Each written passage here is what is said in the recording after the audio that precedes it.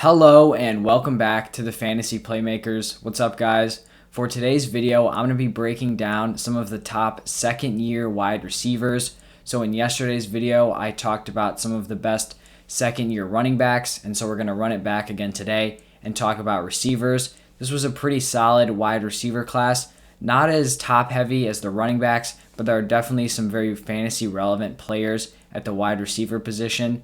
So I'm going to be breaking down 5 of those guys today. If you guys are watching the video and enjoy the content, make sure you leave a like and subscribe. That really helps the channel out a lot. And also make sure you guys let me know your thoughts down below. Let me know if you agree or disagree with these player breakdowns, and I'll make sure to get back to you. Let's get into it. The first guy I'm going to talk about is going to be Justin Jefferson. Definitely the #1 wide receiver out of this class. He had 88 receptions for 1,400 yards and 7 touchdowns in 2020. So just a super impressive year for a rookie wide receiver. He finished number 8 in points per game and number 6 in total points. So, finishing as a mid-tier wide receiver 1 as a rookie is pretty unheard of. That doesn't happen every year. So it really just kind of shows how dominant Justin Jefferson was. And he didn't even have his true breakout until week 3.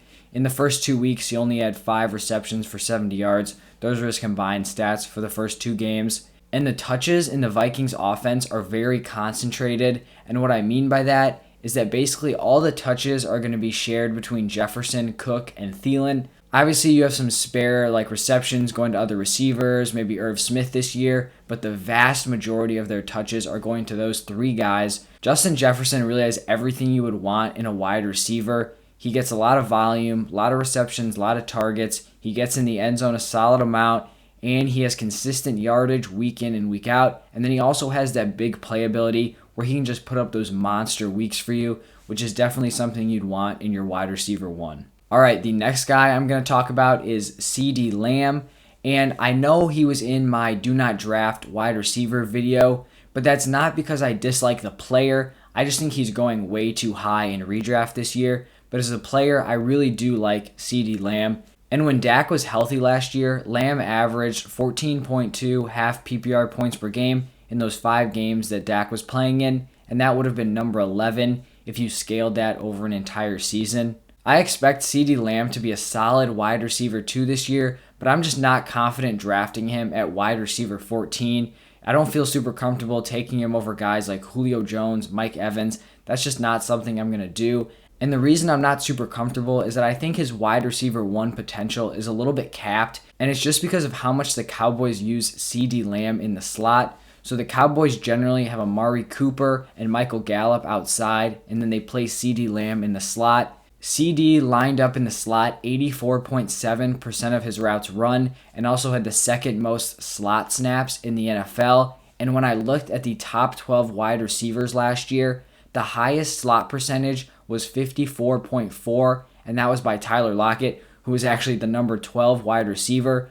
So you just don't see guys finish as wide receiver 1s when their slot percentage is that high, because you do get a decent amount of volume, but you're generally not getting a ton of touchdowns, and you're not getting a ton of that big playability that maybe guys like Justin Jefferson or some of the other guys I'm going to talk about later have. Now we've got Brandon AIYUK from the 49ers, who really played great in his 12 games in 2020. He was banged up a little bit, so he missed 4 games.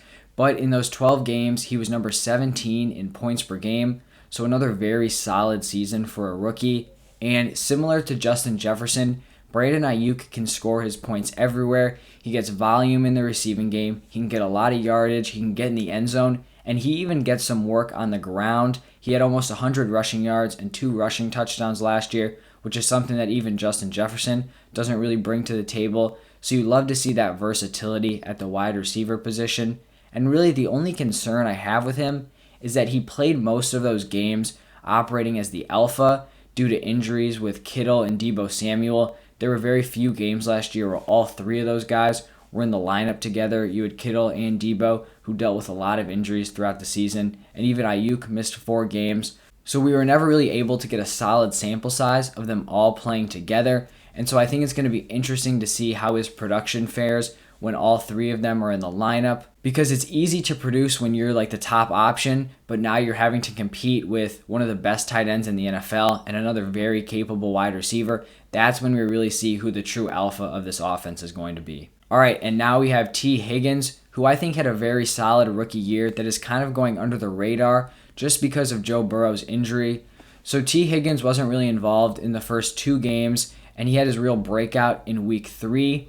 And so from week 3 up until Burrow's injury in week 11, Higgins was averaging 14.3 half PPR points per game. And just like I talked about with Lamb in that stretch when Dak was healthy, he would have been the wide receiver 11. So those are wide receiver 1 numbers in that sample size that I showed you. But I think in 2021, a lot of Higgins' production is going to be dependent on Jamar Chase, who the Bengals drafted with the number 5 pick out of LSU. And I think this is really something everyone's going to have to kind of decide on their own. If you think Jamar Chase can come into the NFL and be the immediate alpha on the Bengals, then I think you should probably avoid Higgins because he's likely not going to be putting up his draft value as a wide receiver 2. But if you think Jamar Chase will kind of need a year to acclimate, get comfortable in the NFL, then you should feel confident drafting Higgins because at the slot he's going at right now, he'd probably be a value if he's a wide receiver 1 on that team.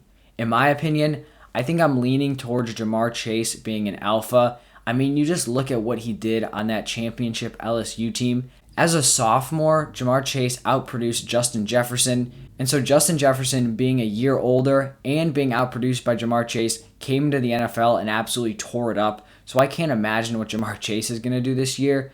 But I do think Higgins does still see some value as the number 2 in that offense, just because I really think the Bengals are going to be a high-volume passing offense this year. And I mean, teams have showed in the past that you can have 2, even 3 fantasy-relevant receivers on your roster. All right, the last player I'm going to talk about here is Chase Claypool from the Steelers. And Claypool came into the NFL and really turned in an impressive rookie season. I think a lot of these rookies had some really solid years that were kind of overshadowed by Justin Jefferson. I mean, rightfully so, the man was a beast. But Claypool was another one of these guys who came in and produced right away 62 receptions for 889 yards and 11 touchdowns.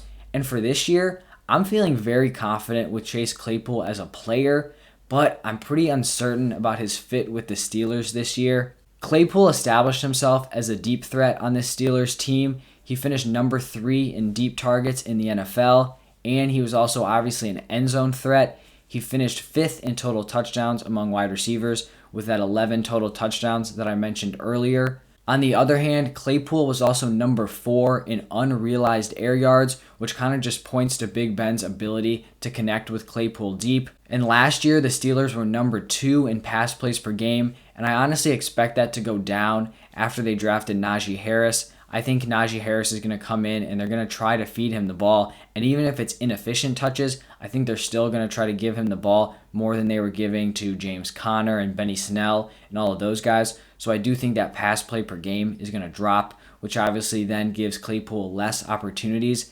And you're on a team with Deontay Johnson and Juju Smith-Schuster, who are both target hogs. So I'm not sure if I'm going to be totally comfortable with Chase Claypool being a consistent option week in and week out. I just think there's a lot of uncertainty with this offense, and I'm not confident with Big Ben coming back. I think he proved last year that he's basically a shell of his former self, and I don't really expect him to improve on last year, so there are just kind of a lot of red flags. But Chase Claypool is also a very explosive player who should only improve his skills going into his sophomore season. So there are definitely some heavy pros and cons for Claypool in 2021. All right, those are the 5 players that I'm going to talk about today. Thank you guys so much for listening. If you enjoyed the video, make sure you leave a like and subscribe. I'd really appreciate it. And also make sure you guys let me know your thoughts down below. I'll make sure to get back to you. But once again, thank you guys so much. I'll see you guys tomorrow.